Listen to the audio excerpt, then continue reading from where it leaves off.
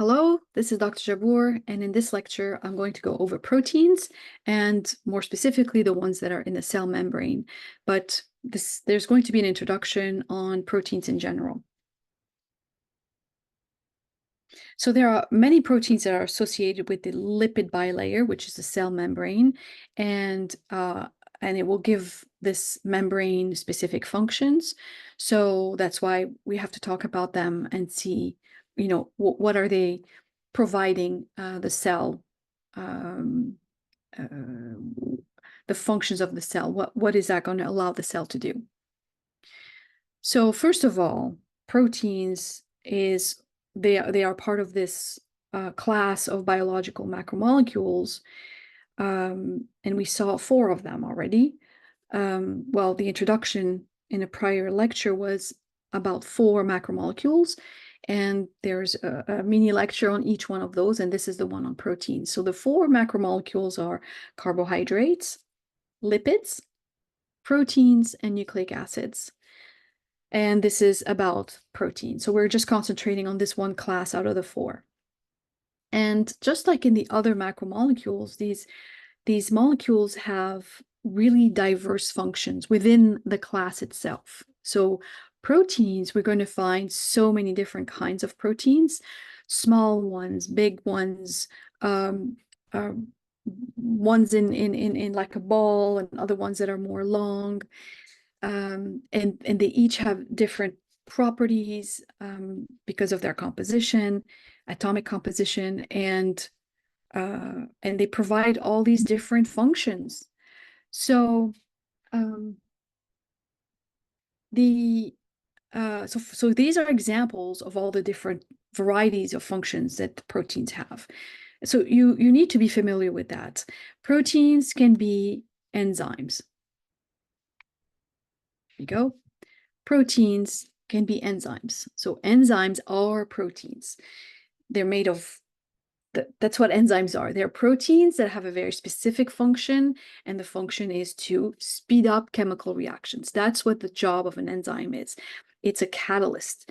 A chemical reaction can take place without an enzyme, but if you add the proper specific enzyme for that chemical reaction, the chemical reaction will happen much faster. So it's a selective acceleration of chemical reactions. So, for example, here, digestive enzymes catalyze the hydrolysis of bonds in food molecules. That means that your food is made of large molecules, and the enzymes that are in your digestive system, because you have these proteins that are released by the pancreas and the intestines. And these proteins, their sole job is to chop, chop, chop, chop, chop all your food by breaking those covalent bonds, those bonds that you learned that in a basic chemistry lecture, the bonds that are attaching the atoms together. And basically this reduces larger food molecules into, much smaller molecules so they can be digested, they can be brought into the body. So this is one typical function of proteins, being an enzyme. And then our immune system, excuse me, our immune system has proteins, and their job is to be defensive. Then basically, because that's what the immune system is about. It's about recognizing pathogens. And when a pathogen is recognized, we need to target it for destruction. So these defensive proteins, they're protection against disease. And the most beautiful example of a defensive protein is an antibody. An antibody is an actual protein molecule that is made by a specific immune cell. You'll learn about that, B lymphocytes, they're called.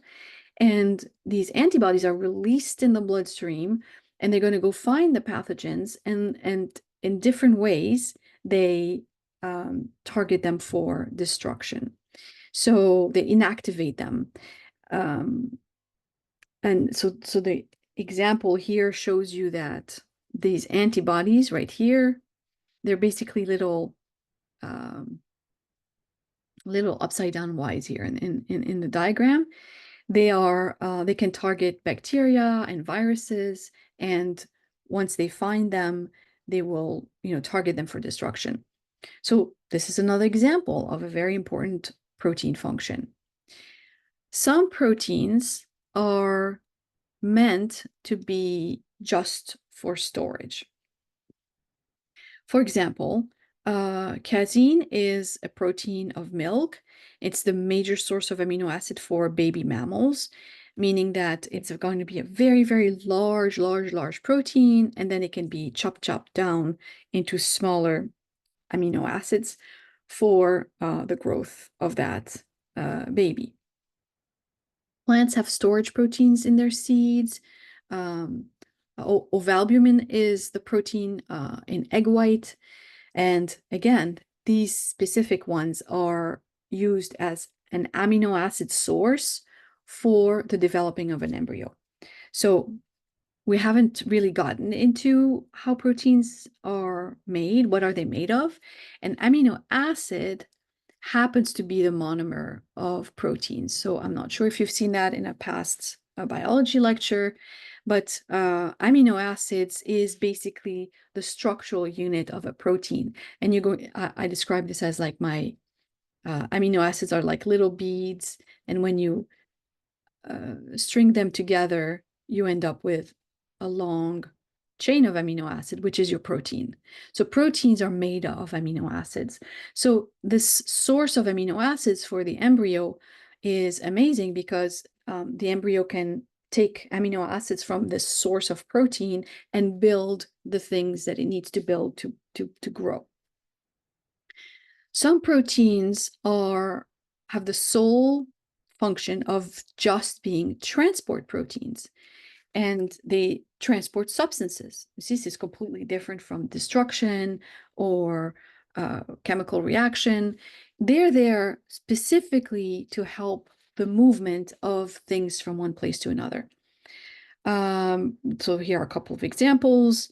Hemoglobin is a very large protein that's inside your blood, and more specifically inside of red blood cells. And they happen to be, this protein, hemoglobin, is really large, and it binds with iron, and it transports oxygen in the blood. So the binding sites in hemoglobin has an affinity to oxygen gas, and oxygen gas literally sticks to it. And this is how gas is transported in your blood. So from the lungs to all the way throughout your body, this oxygen is going to get delivered to the cells because the cells need oxygen to stay alive. That's called cellular respiration. So this is a great example of a protein that has a job of transporting something, and here it would be oxygen. But we're going to see so many different transport proteins actually, and some of them are embedded in the membrane. So this is what really we're going to focus on in this chapter because we're talking about the cell membrane. And they literally form channels in the membrane to allow for the passage of molecules, things that are going to go in and out of the cell. So that's a transport, right? That's a job that's very important for this protein. This one is not a moving protein. It doesn't float in the blood like antibodies it's embedded in the membrane and it's stuck there in the membrane, but it has a channel through it, and that channel allows for that transport across the membrane. So more examples, because that's how important proteins are, and you need to be familiar with that. Some hormones are proteins, not all hormones. Some hormones are lipids based. But some hormones are proteins. That means their structure is a protein. And maybe you already know hormones are produced by glands throughout your body, and they go to specific target tissues and they trigger specific reactions from that target tissue. So here in the example here used is insulin. Insulin happens to be a protein. So it's a hormone secreted by the pancreas. And what insulin does once it's released and it goes in the blood, what it does is it monitors blood levels of glucose. And if blood levels of glucose rise too much, then it's going to push this glucose to be taken up by the cells so the cells can use it. And when the cell uses glucose, it usually produces ATP. So glucose cannot stay high in the blood. That's everything in the blood is always monitored to be very specific concentration range, not too low and not too high. And when it's a little bit on the high side, insulin kicks in, meaning that the pancreas is going to dump a bunch of insulin in the blood. So the glucose can be taken up by the cells and used up because we don't want it in the blood. So this is a great example of a hormonal protein. And I think you should know, one, the different functions of proteins. For example, on exam, it could be proteins have all those possible functions except, and then I will add something that's, is not a protein function. Or insulin is, or what kind of protein is insulin, for example, and you should remember insulin is a type of hormone. Hemoglobin was a type of transport protein. Antibodies were types of defensive proteins, right? So I want you to know these examples. Okay, and another example of a very important function for proteins are receptors. Receptors are on the surface of a cell, and their job is to literally be the reception site, which is where so a reception site for a specific molecule, and there's different examples in cell biology of receptors. So this specific molecule that we want the cell to be responsive to, when it lands on the cell, the receptor is going to bind it, and that binding lets the cell know, wow, that molecule just arrived and now we need to do something. So you're going to see many examples of that throughout biology and anatomy and physiology of receptors and their functions. So receptors allow the cell to respond to a particular stimulus. And that stimulus is a chemical stimulus because that's the molecule, right? It's chemical. So it's a molecule that lands on the cell right here. See, it lands on the cell. All these pink dots, they're landing on the cell. And on the surface of the cell, we have these receptors that once they bind on this little pink dot, once they bind it, there's a signal to the cell saying, this is it arrived. So now you need to do your thing. So this particular example is a neuron, which is a brain cell that's releasing a chemical messenger to let the cell, the receiving cell, know that there's a signal from the brain coming. Okay. Another example of protein function that's very important is contractile proteins. These proteins have the job of contracting. The way their activity is allows for muscle cells to contract, and that's what they do. So they're really only found in skeletal muscle, smooth muscle, and cardiac muscle. You'll see in a future chapter that there are 3 types of muscles in your body, and all of these muscles contain contractile proteins, and these contractile proteins are found nowhere else in the body. You see how some proteins are very specific to even some certain tissues. So what they do is that they create movement, and they do that by literally sliding over each other, and it basically crinkles the cell down into a shrunk cell, and that's how this muscle contracts and pulls on whatever it's attached to. So it's okay if you don't really grasp that yet on how this works, because this will be explained in a muscle physiology lecture in your anatomy course. or in an anatomy course, if you eventually take one. We don't really need to understand how the contraction process takes place here, but you just need to know that some proteins, their job is to be contractile, to basically be able to produce a contraction within that muscle cell. And then you have proteins that are structural. They are there just to make up the skeleton of a cell. For example, I'm going to give you, let's use the examples that are here. Keratin is an example of a structural protein.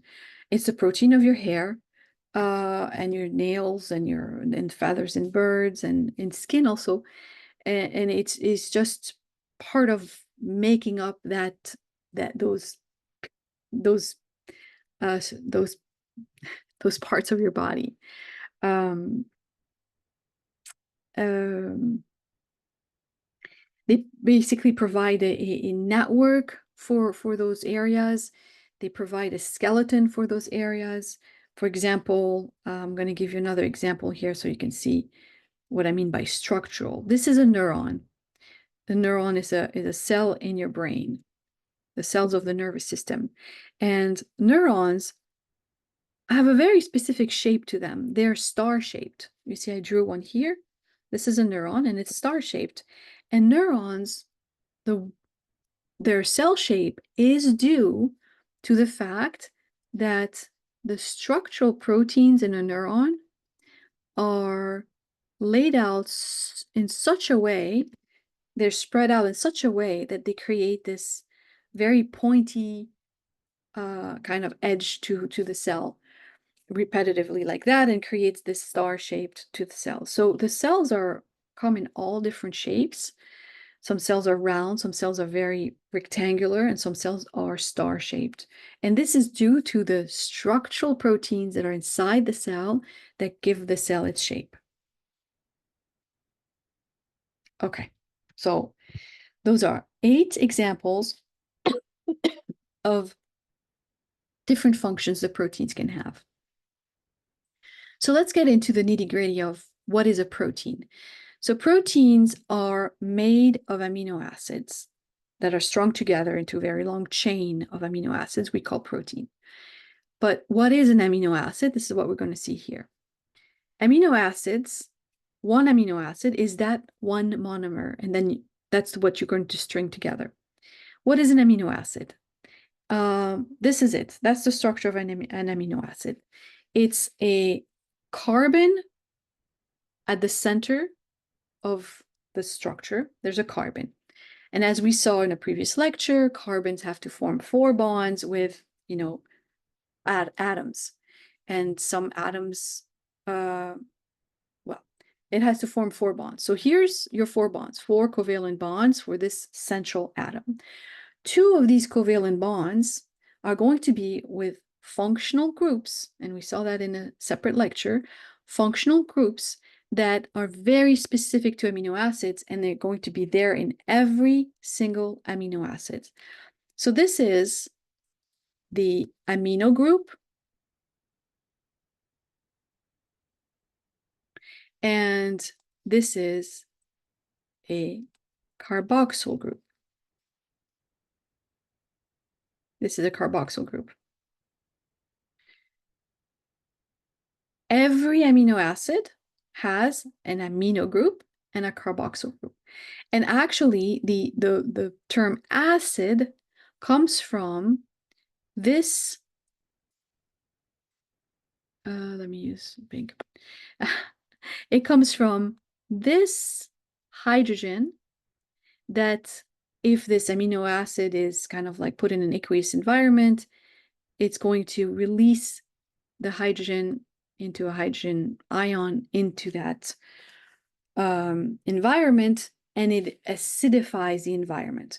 The more hydrogen ions are in an aqueous environment, the more acidic that environment is. So that's why carboxyl groups they give the acid property to the molecule that has the carboxyl group on them. So every amino acid has an amino group and a carboxyl group, and that's why we call them amino acids. Okay, every amino acid has a hydrogen. That's one of the 4 bonds. However, every amino acid has a functional, not a functional group, has a group, right? This last covalent bond can be made with whatever it is over here. And we happen to have 20 different amino acids, and they are all different. So different between amino acids. They're all different because of this R group that's attached to that central carbon. This R group can be different things, and I'm going to show you how different. And you end up with 20 different amino acids. They have everything the same except for that R group. And here we go. So you can see, I forgot the color coding. So green for the central carbon, blue and red. All right, let's go here. So just to kind of show you where we're at, this is your central carbon. This is the amino group, and this is the carboxyl group. And you see, this is every single amino acid has that same setup, and the hydrogen over here. Every single amino acid has that same setup. That's why this purplish box here is all the same across all different amino acid. What's going to be different is that R group, the R group. Actually, I forgot what R stands for. It's that variable group that's different between amino acids. Depending on what that group has as far as combination of atoms, it might be hydrophobic or it might be hydrophilic.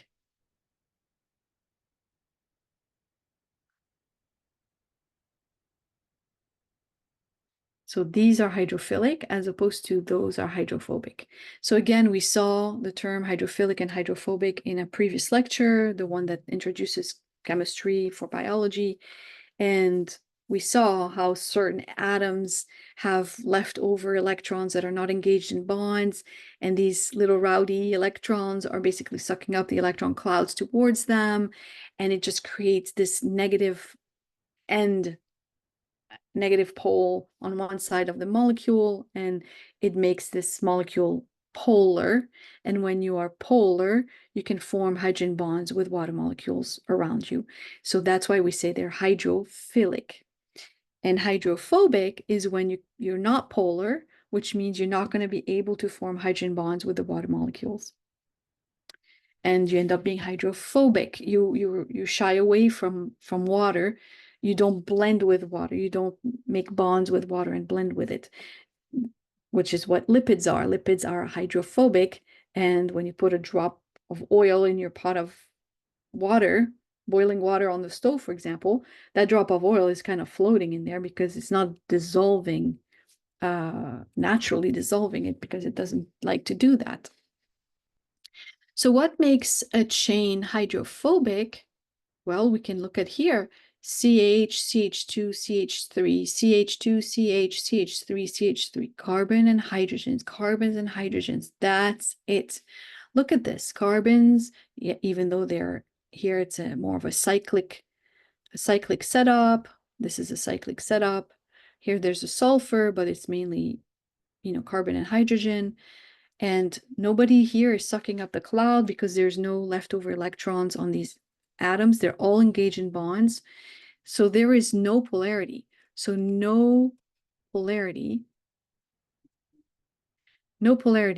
that means no bonds with water. And that's why we say hydrophobic.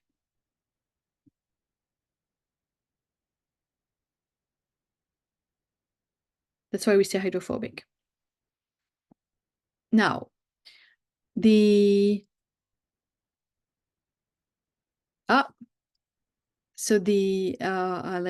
fix this. I went a little bit too low on the hydrophobic. Only this is hydrophobic. Just noticed my error. These are hydrophobic. These in green here are hydrophilic. Why? Because we have an electronegative atom. This is something we saw in the chemistry lecture. An electronegative atom. Oxygen is an electronegative atom because, yes, it has here two bonds. Oxygen needs to engage with two atoms. Well, it needs to receive two electrons. So here we have a bond with a hydrogen and a bond with a carbon, but it also has additional electrons that are not engaged in bonds, and that those electrons are the ones sucking up the clouds from that covalent bond. So we end up with like a slightly negative end to this side of the molecule. So this slightly negative end to the molecule is basically a pole that can form hydrogen bonds with the water. I'm going to draw one here. That way it's a bit clearer. So there's an oxygen here, sulfur, oxygen, nitrogen. So oxygen, nitrogen are the most common electronegative atoms. Nitrogen, oxygen. So if we're saying that these nitrogen and oxygen are kind of like pulling the electron cloud towards them and creating here, this is called a delta because it's a small negative polarity. It's not like it's a complete ion. This is just kind of like the cloud hangs out there more often, but then it goes back to the carbon. So there's a slight negative pole over here, and that's going to allow to form a hydrogen bond with a slightly positive, what? Hydrogen in a water molecule. Why? Hydrogen is slightly positive in a water molecule because the oxygen in a water molecule, right? This is H2O, two hydrogen and one oxygen. This oxygen pulls on the electrons that are in those covalent bonds and allows the electrons, let me kind of draw this, right? So the electrons, instead of spending time over H, they spend more time over O, a little bit time over H and more time over O. And same with the electrons that are over here in this bond. Normally it's shared equally, but because of oxygen, it keeps enticing these electrons towards it. A little bit here, but more over the oxygen, a little bit here and more over the oxygen. That's how the electrons are being shared, but unequally because of the presence of oxygen. So it creates this negative pole, and you end up with a polar molecule. And when you have two polar molecules that see each other, they're like, hey, you want to hook up? And that's exactly what happens. So let's take that out of here and make this hookup in a different color. So you can see this is a hydrogen bond. It's a bond between two polar molecules. Okay, I really sidetracked on this. It's kind of like a little review on the chemistry, but it's really important for, actually, we're going to talk about hydrogen bonds later on in this chapter. And some amino acids here are considered acidic or basic. And usually these are also hydrophilic because of the presence of oxygen and nitrogen. But there's this additional property that's called acidic or basic, and that has to do with its ability to release a hydrogen atom off of it. Because the functional group that happens to be on those amino acid is a carboxyl group, which is COOH.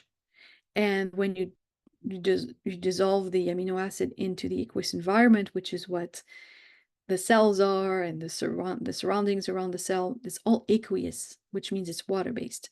So the hydrogen is actually going to get plucked off and go into the aqueous environment and acidify it.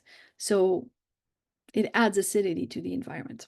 Okay, so that's why we call these acidic. On the other hand, these are called basic because they can actually take up a hydrogen ion and reduce the acidity, and that means that the environment becomes basic. That's why we call these amino acid basic. Okay. So how are these amino acids coming together? They are forming a covalent bond, and this covalent bond happens to have a specific name called a peptide bond. I'm gonna actually use just a little different color here. There we go. A peptide bond. It's a covalent bond, but it's just very specific to the one that's between two amino acids. That's what a peptide bond is. So they're joined together by a peptide bond. How that happens is by a chemical reaction called dehydration synthesis. So we're going to see that in the next slide. So what happens is that you're basically taking the atoms that will form a water molecule. So you're taking the equivalent of a water molecule out to create this bond between the two amino acids. That's why we call it a dehydration, as if those molecules are getting dehydrated, the water's coming out of them, and that way they can form a bond with each other. So one carboxyl group of one amino acid is reacting with the amino group of another amino acid to form that bond. So let's see the diagram so we can understand what that means. So here's the diagram, and I'm going to show you in the next slide the result of that chemical reaction. So first of all, let's look at what's going on here. There's an amino acid here, there's an amino acid here, and there's a third amino acid here. So these are 3 amino acids, okay? 1, 2, 3. These two happen to already, this is already, so they are already bound by a covalent bond that's called a peptide bond. So this is already something that's in this example, we already have 2 amino acids that are stuck together. And we're seeing how do we bring in a third one, and then we'll also bring a fourth one, a fifth one, right? And this is how they're assembled together. So what happens, and this is something you need to know, what happens is that we have the OH from the carboxyl group. This is the carboxyl group right here. You know, we've been doing carboxyls in red, so why don't I use that color coding? So there's the carboxyl group. And we're going to lose the OH from the carboxyl group. And then this is, the amino was in blue. This is the amino group of another amino peptide, of an amino acid. And this amino group will lose, let me redo this, will lose its hydrogen. You see that? So we end up with an OH from one amino acid and an H from the other amino acid. So there has to be a contribution from both amino acids to produce H2O. One H, that's 2 H's, and the oxygen, they combine together to form a water molecule. So what's the purpose of doing that? Basically, you're breaking this bond here and you're breaking this bond here. And then you have a poor lonely carbon going, what the heck? I need 4 bonds. 1, 2, 3, and this was the 4th one, and you just broke it. And same with the nitrogen. Nitrogen needs 3 bonds. Nitrogen is bound with carbon, with hydrogen, and with that second hydrogen, but we just plucked it off. So nitrogen is kind of like sad and saying, well, I need to be bound to something. So carbon over here and nitrogen over here, instead of crying on their own sides, they're going to bind together to basically fulfill their needs for that additional covalent bond that they used to have, but now got lost. So they're forming it between each other. So that's why we call this a dehydration synthesis. So the opposite chemical reaction when you're actually chopping up these covalent bonds is called a hydrolysis. So you need to know these, get familiar with these terms. They'll be shown in a little bit more in depth in this in a separate lecture, but get familiar with these terms. So dehydration is when you actually bring two amino acids together. Um, you pluck off H and OH from each one of them, and that way you end up with a water molecule. So you dehydrated them to get that water molecule out, and now they can bind together. So when you look at the result of that, oh, I thought I had it. I forgot to increase the size here so it fills the page. I apologize. It's a little bit small here, but you know what I can do? I can just zoom it in. Okay. Yeah. So here's the remainder of the diagram. There we go. We got a water molecule out, and we have a bond over here created. Perfect. Now this nitrogen is satisfied, this carbon satisfied because it got its 4 bonds back, and this one has 3 bonds back. Perfect. And in the process, we released a water molecule, but we attached an amino acid. So now we have 3 amino acids attached together. So proteins are made of hundreds of these amino acids. I'm just showing you here a small chain so you can have an idea. Okay, so now let's get back to regular size. So different proteins have different 3D shapes. I think I alluded to that at the beginning of the lecture. Some are kind of round, some are more filamentous, long, um, and some are twisty. Like you see, this one is twisty, and we're going to see what that means in a little bit. They twist like that, and some others are like, you know, kind of pleated. They're folded. That's what that means, pleated, right? So there's specific folds in them, and so they have very specific arrangements.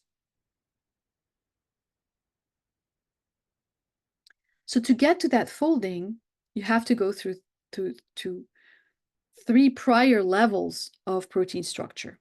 So we're going to see all 4. The primary structure, the secondary structure, tertiary structure, and quaternary structure. And finally, in that quaternary structure, we're going to see, you know, the macro molecule that we end up with. So let's start with the beginning, the primary structure. What is the primary structure of a protein? That's because there's 4 levels of organization. So the first is, what is the sequence of amino acid? That's the primary structure. What are these amino acids bound together? What is the nature of them? You know, how many are there? That's the primary structure. So here you can see, so maybe it takes some time for some of you to just kind of realize here what's going on. But there is a amino group over here. Again, I'm trying to use the same color coding. This is an amino group over here, and this is what used to be the carboxyl group over here, and the central carbon. So this carboxyl group lost an OH, and this amino group lost an H. So this lost an H, and this one lost an OH, and this is how you end up with H2O, 2 H's and 1 O. And what you did in the process is you created this covalent bond between the two. And there's another one here, and et cetera, et cetera. So covalent, so the peptide bonds. So these peptide bonds, yes, they're covalent, but they're called peptide bonds. They are throughout because that's what assembled those amino acids together. So then there's a specific order, and we have 20 different amino acids, and they can be in very, very different orders in one protein versus another. And that basically, that's what's going to give each property their own properties because of that setup. Because of the content, it's going to be different. So here, it's showing us each individual bead is a specific amino acid, and the bond is between two amino acids. You see that? This bond is between these two amino acids. Right here, this is one amino acid. This is the second amino acid. This is the third amino acid. Okay. So the first one is glycine, then we have proline, and we have threonine and glycine again. And this is very specific to every protein and very different from each other. So once we have figured out the primary structure of a protein, what happens next is a secondary structure. So they don't stay as a string of amino acids. So I describe it as a string of amino acids because it's visual and it's, they're literally strung like that. But what happens is there is another level of structure for proteins, and it's called the secondary structure. Because segments of that polypeptide, I don't think I used that term for you first before I forgot. So polypeptide is basically it's a protein. Polypeptide is a protein. Usually below 50 amino acid, we call this a peptide, and peptides are basically small proteins. If you just say proteins in general, it's fine, but we don't usually have peptides that are 200, 300 amino acid long. It's just a terminology thing. So in parts of that peptide or protein, if it's a very long chain, we have folds or coils. And how are these generated?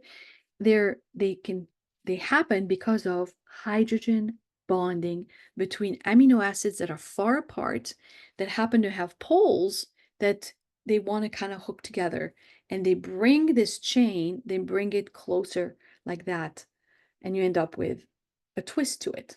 So let's see pictures so you can get familiar with that.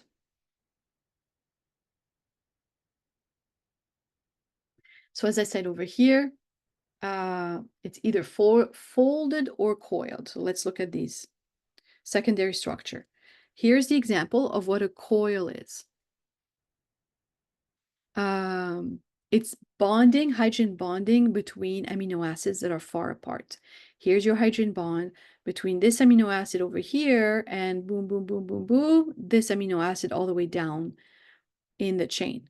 So they're not next to each other, and they decide to have a hydrogen bond between them because they're both polar, but they are far apart. So they're like, hey, come on over, we're gonna kind of hook up, and they come towards each other, and this forces the chain to bend, and it happens in such a repetitive way.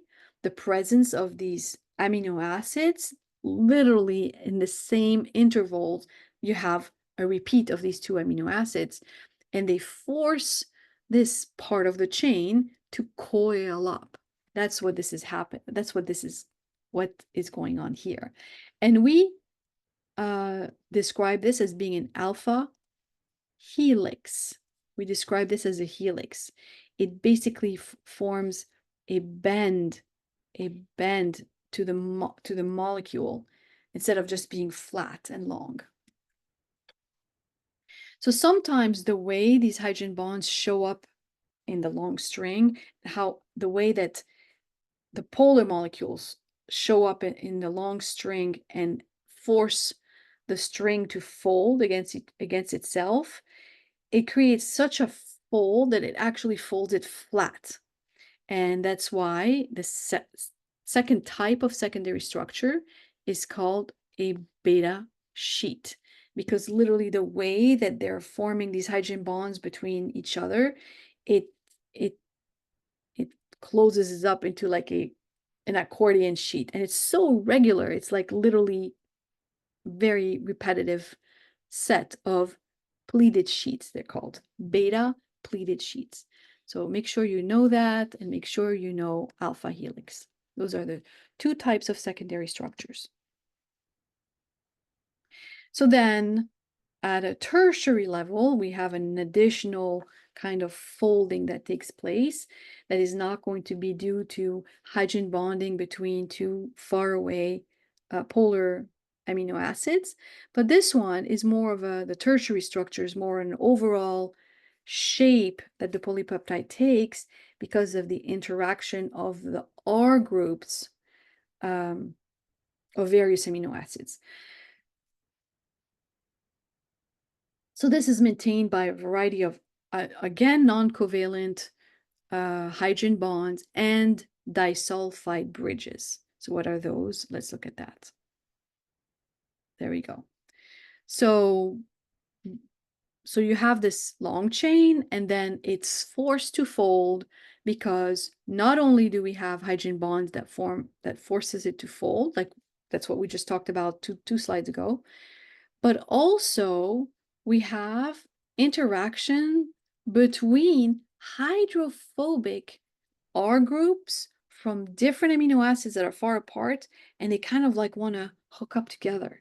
They're like, oh, this environment is very, you know, water-based. I don't like that. I'm hydrophobic. Remember, C's and H's, right? Carbon and hydrogen is going to make very boring side chains. So there's no polarity there. So these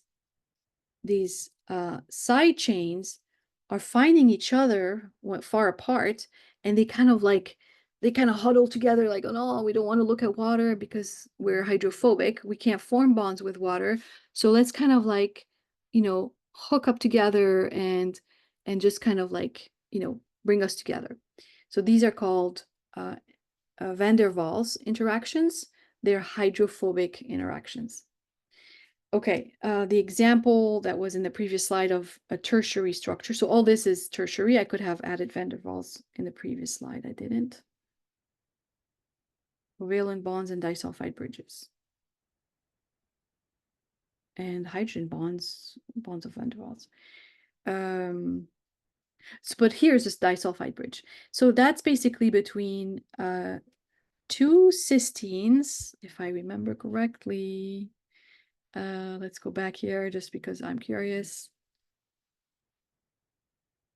Cysteine, yes, ooh, cysteine. There we go. Cysteine is the one with a sulfide group right here. Yep. So two cysteines that are far apart in the chain are going to call on each other, say, what are you doing? We can hook up together. Let's see if there's a cysteine here. There we go. There's a cysteine over here. So that would have a sulfide group here. Is there another cysteine somewhere else? But there's no cysteine here. So that one's just going to stay the way it is and not form a disulfide bridge. But if there are two cysteines that are far apart, like in this particular diagram, so here's a cysteine and another cysteine further down here. And I'm just drawing a little ball here just so you see that this is one amino acid and this is another one that's kind of further down. Their sulfur is going to react. They're going to react with each other to form this covalent disulfide bridge between the two. And then some amino acids literally turn into ions with a complete full charge and allow for ionic bonding within that same molecule. I forgot I had this here. I went backwards. I could have just gone one slide forward. I forgot I had put this here. Okay, so this, you see, cysteine. Cysteine is responsible for these disulfide bridges. All right.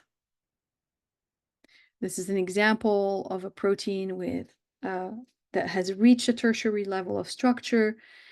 This is transaerythine polypeptide, and you can see there's these alpha helix, one here, and I don't really see another alpha helix, but I see beta sheet, like here. This is a beta sheet, like this one, or this one, or, when you see these arrows, that means that this is getting repetitive and it becomes a beta sheet. Okay. Whew. So we have primary structure is the string. Secondary structure, we have, helices or beta sheets to kind of foil, coil and fold, coil or fold, and usually you'll find both in different parts of the molecule, into this secondary structure. So two types of secondary structure possibilities. And the tertiary structure is when you have additionally hydrophobic bonds or disulfide bridges. So what happens at the quaternary level? Like what more can we do? Well, at that quaternary level, we take separate polypeptides. So now separate molecules. So not within each other, like within the molecule, there's this folding from amino acids from far apart. No, this is like separate entire molecules are coming together to form one large macromolecule. So the definition here, overall protein structure that results from the aggregation. Do you know what aggregation means? Is when things kind of come together and we say they aggregate. I don't know if your teacher ever used that specific word. Aggregate in the middle of the classroom. I don't think it's used often, but it can be used. So it's basically separate molecules that come together and now they're forming this enormous macromolecule, that's made of these 4 polypeptides. So the best example of that is hemoglobin is one, collagen fibers is another one, because collagen is made of 3 polypeptides together and they're intertwined. So here they use 3 different colors, and each polypeptide happens to be a long polypeptide that is really only made of coils. Coils. There's really no beta sheets in collagen. This is collagen protein right here.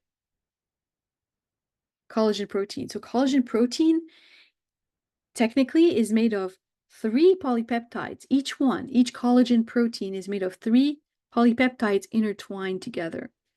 So, so that's a great example. Another example that you'll see in a future anatomy course is the structure of hemoglobin. Hemoglobin inside red blood cells, this is what it looks like.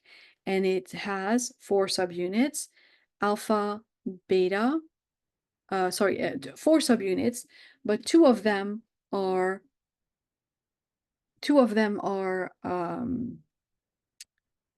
of one type and 2 of them are of the other type.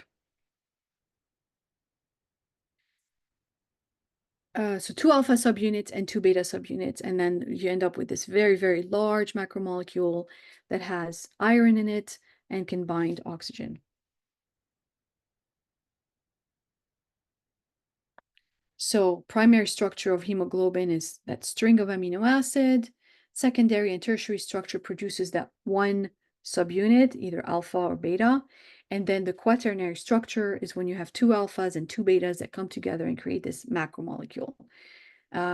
So the proteins does not dissociate after that's made. That's it. They don't come apart. It functions as a large macromolecule. That's how it functions. Okay. So now that I introduced you to proteins in general and that I gave you general functions of proteins throughout the cell, let's concentrate on the ones that are in the membrane. Because, for example, hemoglobin is not in a membrane. It's floating in blood. Floating in blood inside red blood cells. So it's not in the membrane of the red blood cell. Let me specify that. Antibodies that we talked about earlier, those defensive proteins, they're also floating in blood, and actually like literally floating in blood. They're not even inside red blood cells. So these are examples of other proteins. What I'm focusing on now are the ones that happen to be in the cell. So there are two classes of proteins that are associated with the lipid bilayer, and that's what we're going to look at next, because we're concentrating on those membrane proteins. So this is an overview of the membrane, and we're going to go into these two classes. So the first is integral proteins. We're going to talk about integral proteins. Let me see.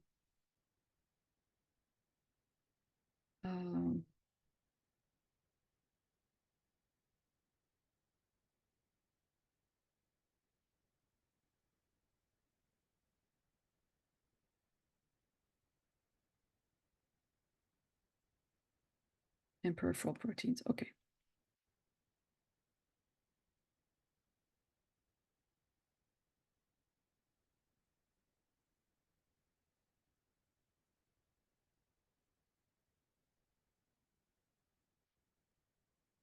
So membrane proteins are two classes of proteins in the membrane.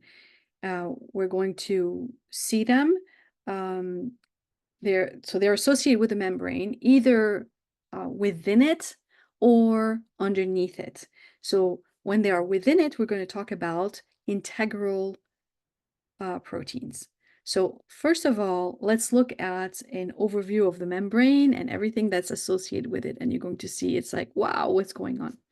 So you can see here, the membrane is made of a phospholipid bilayer. Let me do this a little bit thicker so we can see it better. There we go. That's the phospholipid bilayer.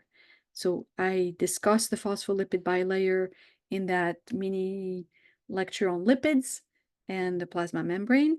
So the phospholipid bilayer right here is made of all of these phospholipids that are facing each other by their hydrophobic tails, and the hydrophilic heads are facing the aqueous environments on either side, on both sides of the cell membrane. So this phospholipid bilayer creates this literally layer that is making an edge, a surface that will separate the content of the cell from the external cellular environment. And that's how you end up with a cell and its wall. And I don't want to use the term wall because biologically that also has a meaning. There's no wall here. It's something kind of rigid on, even additionally to the cell membrane, but that's in plants. So I don't want to talk about a cell wall, but it creates this edge to the cell and keeps the internal component of the cell inside. And but the cell still needs to communicate with the outside, and it's going to do it via this membrane, because there are things in the membrane that allows the cell to communicate with the outside. So we're going to see, first of all, the integral membrane proteins, like this one. So integral means that they are part of the membrane. You see how they are embedded in the membrane? They're part of the membrane. So this is integral. Even this one is integral. It's in the membrane. And even within the integral proteins in the membrane, they can have different functions, and we're going to see that. And then the second type of membrane proteins are the peripheral proteins. So let me just use a different color here. The peripheral proteins, like here, they are underneath the membrane. They're peripheral. They're on the periphery, underneath, on the edge, but underneath, so not within it. As opposed to the integral proteins. Okay. What else can we see here before we dive into the integral proteins? We can see that some of these proteins and even some of the lipids are going to have carbohydrates attached to them. You see that? This is a chain of carbons. So this is a carbohydrate. So it's a little chain of sugar that is actually added on top of a protein. And in the future, we'll see how that can even happen. How do you have a sugar on top of a protein? So these types of molecule, we call them glycoproteins. You see, this is referring to this. So this is a glycoprotein right here, because this is a let me just remove this. You see, this is the carbohydrate right here, and this is the protein. So we call this a glycoprotein because it has that sugar on it. And some lipids can have also sugars on them. So those we call glycolipids. Okay. Here, I'm going to even tie something else that we talked about earlier, and we see it here. These are microfilaments of the cytoskeleton. And you can see here, these will be actin and myosin filaments that are part of the skeleton of the cell, the cytoskeleton, skeleton of the cell. Cyto is referring to cell, and it gives the cell its shape. So the shape of a cell is determined by these microfilaments, these very small filaments that are underneath the cell membrane. Okay, so these two classes are made of one, integral proteins embedded in this lipid bilayer. So some of them, so we saw them in the previous picture, they're just kind of like this big blob in the membrane. However, they can have different functions. They're not always just like that. Some of them have literally a kind of a tunnel through them. And because of that tunnel, you can actually take molecules from one side of the cell and bring them to the other side of the cell, like these two tunnels over here, and even the red one. Now, these tunnels are not always open, and these tunnels are not letting anything and everything go through. So it's very selective, and which is a property of the cell membrane anyway. It's selectively permeable to things. So certain molecules will go through and others will not, and it will depend on if these channels, this is what we call this, these are channels, if these channels are open or closed. Oops, why did I do that?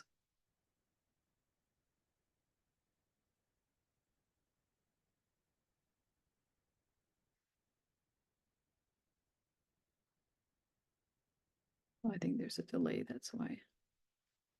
Okay, that's okay. So yeah, so the integral proteins are transmembrane proteins. And in this diagram, I like this diagram because not only does it show you the protein in the membrane within it, it also shows you the string of amino acids. So look at this. The string of amino acid is this line, this black line. And this black line kind of folds a little bit over here. This one is quite long, so it creates just a bigger, larger membrane proteins.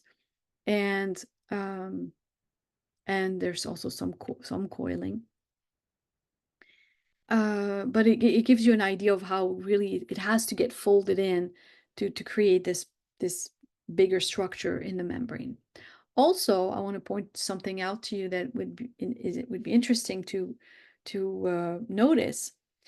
This is an aqueous environment. Let me use blue for water stuff. Oh, there's a little delay. Okay, so this is aqueous environment, and this is aqueous environment inside the cell and outside of the cell, right? Okay, so to be in an aqueous environment, you need to be hydrophilic. So if we were in a classroom, I would ask you right now, what do you think these amino acids would be? What kind of amino acids need to be all along these chains over here, and even here, and these ones over here? So somebody would raise their hands and they would tell me. They have to be hydrophilic, Dr. Jabor. It would have to be hydrophilic so they can form hydrogen bonds with water molecules. All of these parts of a protein that are sticking outside of the cell or inside of the cell, so on either side of the membrane, they have to be hydrophilic because they're facing an aqueous environment. So they have to be able to form hydrogen bonds with water molecules. So same thing on this side. These, we're talking about the ones that are immediately facing the aqueous environment, not specifically each other. So let's be even more accurate here. Let's not tag these. Yeah.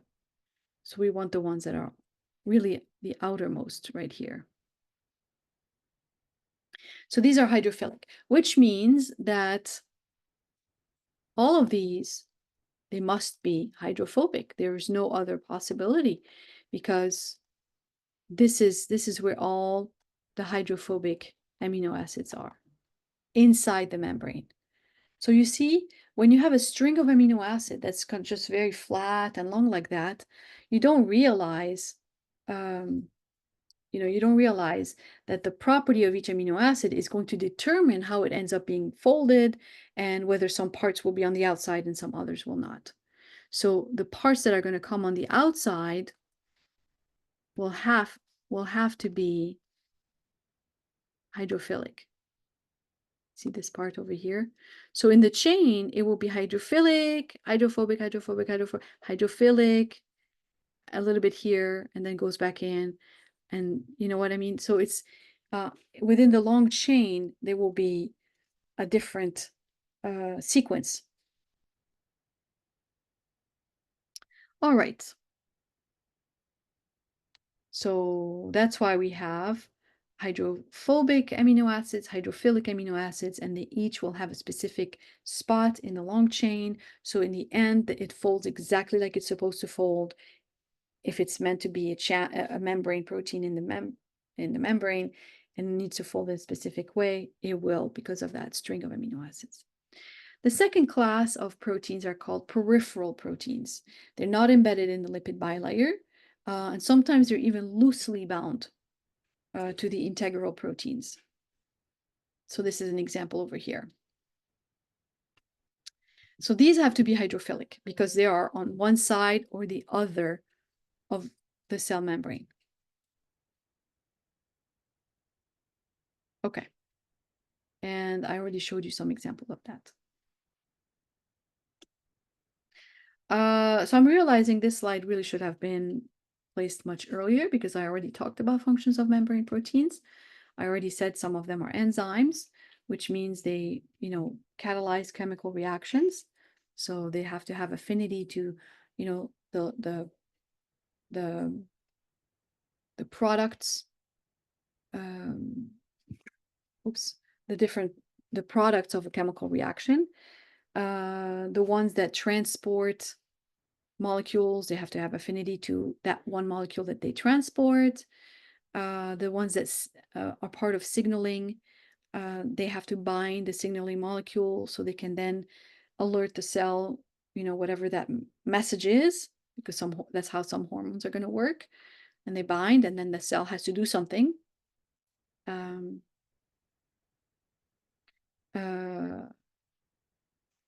And the attachment to the cytoskeleton. So you know what? These three functions are not listed in the first slide, the first two slides on function.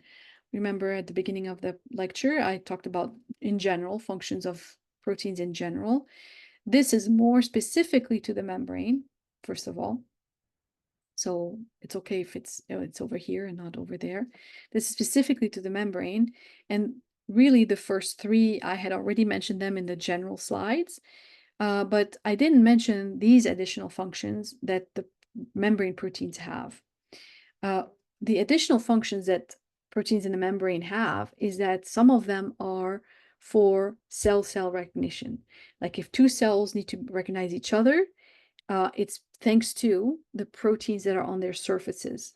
And they kind of click together and it allows the cells to kind of interlock, literally physically interlock. So that's called cell-cell recognition, where one protein matches the other.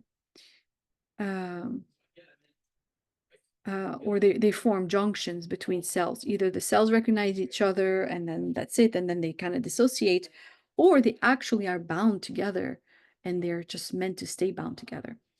And then you have some membrane proteins that are anchoring, they're just points of anchors with internal proteins. I'm going to give you a very, very good example that hopefully you'll hear in your anatomy course when you talk about muscles. Muscle contraction.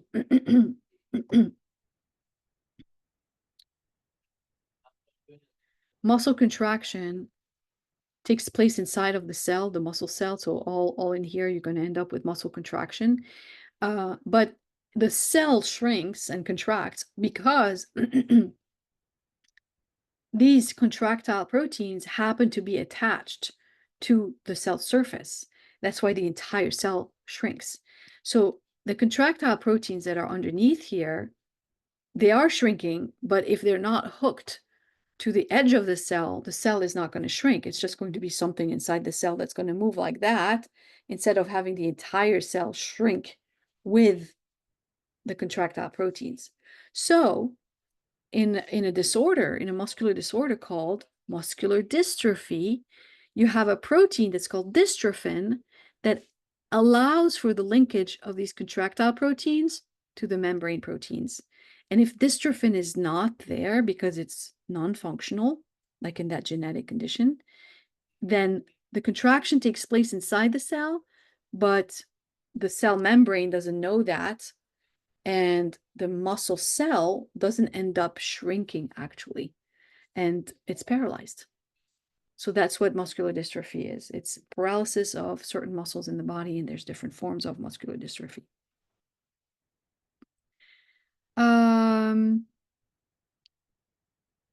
So let's talk about these carbohydrates that kind of like can be found on the surface of proteins and lipids. Well, certain proteins and lipids end up with sugars attached to them. And that happens when they're actually produced, when they're created, originally created. In the process of the creation of this protein, a carbohydrate will be kind of attached to it. And we end up with glycoproteins or glycolipids. So you definitely don't need to memorize all this. This is just to show you a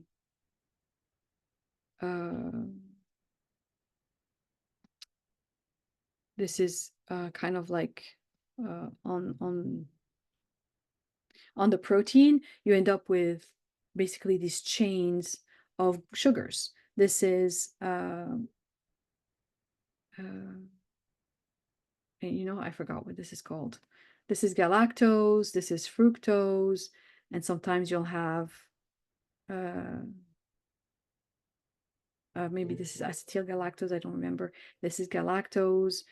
You can also have glucose. Glucose is just not shown here. So these glucose, fructose, these are very small sugars that can be strung together and added onto either proteins or lipids. So glycoproteins and glycolipids are always found on the outer monolayer of the lipid bilayer. So here you go. So you never really have these carbohydrates sticking inwards. You don't have that.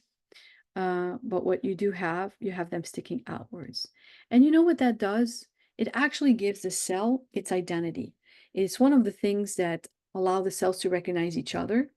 And I call these little carbohydrates dangling out like little dog tags, where you have your name and like a dog tag on a dog. They're like pendants. They're decorations on the surface of the cell, and it gives the cell its identity. So when an immune cell comes and looks at a cell and goes, "Oh, you're part of this body. I'm not going to destroy you." Or it comes and looks at a bacterium and it goes, "Wait a minute, where's all your decoration? You don't look like me." Because all of our cells have a specific set of decorations on the surface of the membrane, these carbohydrates. It gives the cell its identity. And so that sums up what I wanted to say and introduce you to proteins and more specifically membrane proteins. Thank you.